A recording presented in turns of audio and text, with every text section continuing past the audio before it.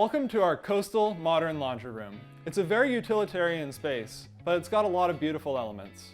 Starting over here, we've got a really nice little rest and refill station, a water dispenser in the wall, and that hall tree to put your stuff when you come in through the door. Also, on the other side of the door, we've got a boot wash or dog wash station and a utility sink.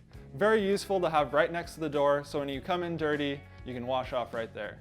Going over to our folding station and washer dryer combo, we've got a really nice folding and hanging station with a pebble backsplash, a very unique element that's very durable.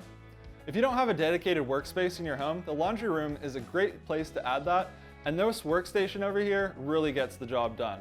You can get some work done, or just hang out over there and enjoy some snacks out of that mini fridge.